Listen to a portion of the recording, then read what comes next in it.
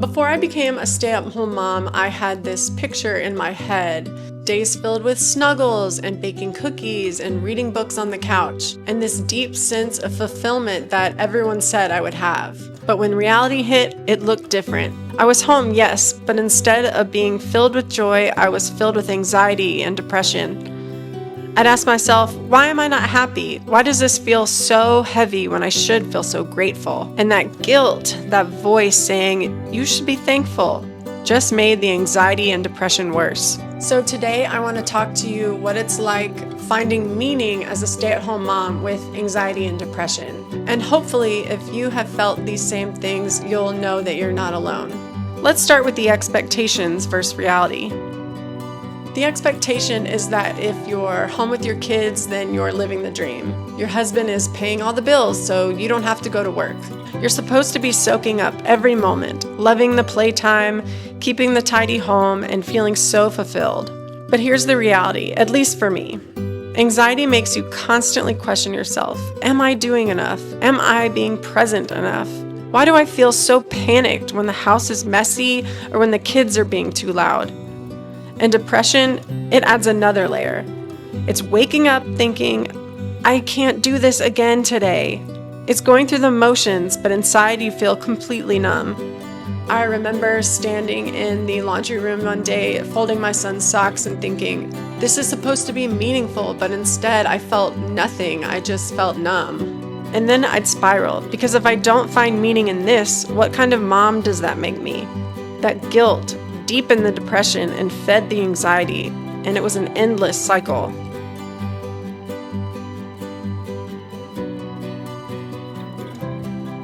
Before becoming a stay-at-home mom, I was me. I had interests and hobbies and a career, but once I was at home full-time, I felt like those parts of me just disappeared. With anxiety, I'd obsess, what if I never find myself again? What if I'm just a mom forever? And depression whispered, it doesn't even matter. Nothing matters anymore. I'd scroll through Instagram and see moms who look like they had it all together. The perfect house, the perfect kids, the perfect routines, and I'd feel even more lost. The truth is, I wasn't jealous of their clean houses or their matching outfits. I was jealous that they seemed to have an identity outside of the one that I felt like I was drowning in.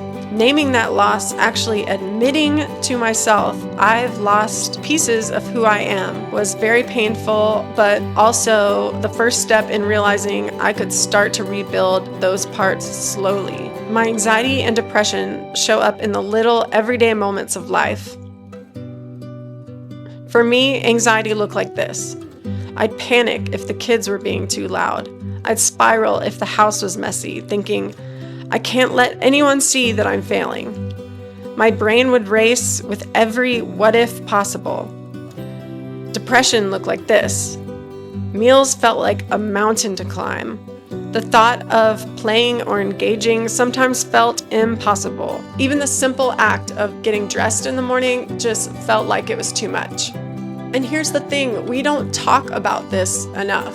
Because saying it out loud, I'm struggling to be a stay-at-home mom, just feels like a failure. But it's not failure, it's mental health. And putting words to it, anxiety and depression, help take that shame away. It's not that you're a bad mom, it's that you're a mom struggling with mental health. So how do you find meaning when everything feels so heavy? For me, it started really small. With anxiety, I needed grounding routines. Brain dumping with my husband to get things off my chest, taking deep breaths before car line pickup, listening to calm music and telling my brain, we're safe right now. With depression, I had to focus on what I call minimal progress. Tiny things, watering my plants, making a cup of coffee, stepping outside for 5 minutes. And eventually, those things started to add up. I even found that brain dumping with ChatGPT helped me process my racing thoughts. Cooking actually helped me re-engage my senses and break through the fog. And starting this YouTube channel gave me something just for me. Something that reminded me that I'm still creative, I still have a voice, and I still matter outside of motherhood. Meaning doesn't have to come from huge moments. It can come from the smallest things if you give yourself permission to notice them. And that brings me to the idea of permission.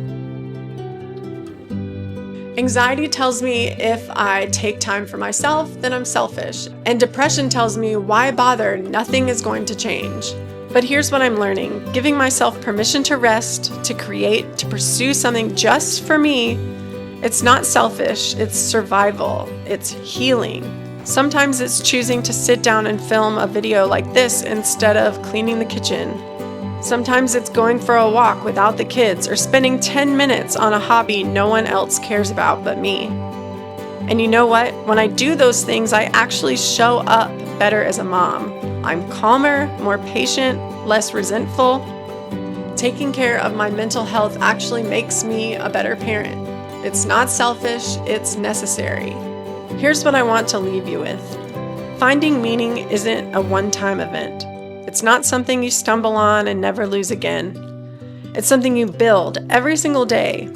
Anxiety will still tell me I'm behind. Depression will still whisper that nothing matters. But I'm learning to see meaning in the small things, in my kids' laughter, in one deep breath, in a quiet cup of coffee, and also the things I create for myself. This channel is a part of that, a way of reclaiming a piece of me and connecting with others who feel the same way.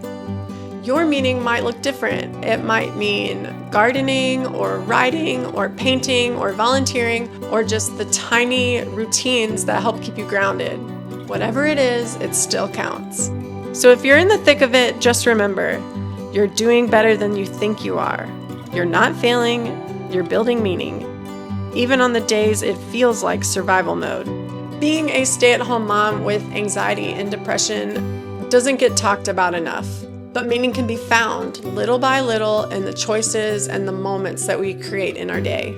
If you've ever felt this way, I'd love to hear from you. How do you find meaning as a stay-at-home parent? Leave a comment below so we can learn from each other. And today, if all you did was survive, that matters. You're still here, you're still showing up, and that in itself is meaningful. My name is Alex, and if you've liked this video, please consider giving it a thumbs up or sharing it with someone who needs it. I'll see you in the next one. Bye.